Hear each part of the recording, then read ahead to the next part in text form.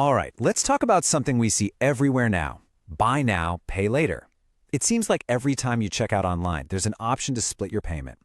Today, we're going to pull back the curtain on how tech giants are completely rewiring our ideas about debt, one easy click at a time. So, is this really a smarter way to shop? I mean, it feels like it, doesn't it? Companies like Apple and Affirm have made it so incredibly smooth. A couple of taps and bam, that thing you want is on its way.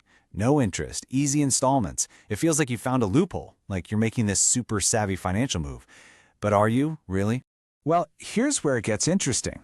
The numbers tell a very different story. A full 40%, that's nearly half of the people using these services, end up regretting what they bought. So what's going on? There's clearly a huge gap between that easy, seamless checkout and how people feel later on. Turns out, all that convenience might have a pretty steep, hidden cost. And it all starts with the marketing. You've got to understand, this is not your parents' old layaway plan from the department store. Oh no. Tech companies are masters at branding, and they've spent a fortune framing these services not as a way to go into debt, but as a way to take control. Let's really look at the words they're using. Here's a perfect example. A tool for financial empowerment. That phrase is just brilliant marketing, isn't it? It completely flips the script. You're not taking on a loan, a word that makes us all a little nervous. No, you're empowering yourself. You're being financially savvy. It makes you feel smart and responsible, even while you're spending money you don't have yet. And this slide really lays out the two different worlds we're talking about. The promise is all about empowerment, being smart and flexible with your money. But for that 40% we just talked about, the reality is a debt trap, it's widespread regret. So while they're selling you this idea of freedom, the outcome for so many people is the exact opposite. This is where it starts to get a little more insidious. See, this kind of debt is designed to be different.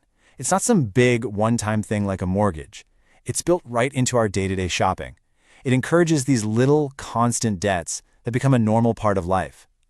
And having that constant presence, well, it comes with a really nasty side effect. Now, the source material we're looking at uses this incredibly powerful and, provocative metaphor. Debt is the herpes of the financial world. But just think about it for a second. The excitement you get from buying something new, that fades, and it fades fast. But the debt, that obligation to pay, it just hangs around, long after you've forgotten why you even wanted that thing. It becomes this financial condition that, once you've got it, never really leaves. And make no mistake, this is not some happy accident. It's a calculated business model. Silicon Valley is amazing at taking old ideas, things that have been around forever, and slapping a sleek, techie interface on them. In this case, they've taken the age-old problem of not having enough cash and rebranded it. They've made it into a cool, flexible lifestyle choice. And that brings us to what we can call the normalized debt trap. It's this whole modern strategy of making debt feel, normal, desirable even. By packaging it as a smart, empowering choice, they get millions of us to adopt a behavior that used to have a real stigma attached to it. It's fundamentally changing our entire cultural view of what it means to borrow money. And here's exactly how the magic trick works. It's all about the language. Look at this. Indebtedness. That sounds heavy, right? But flexibility. Hey, who doesn't want to be flexible?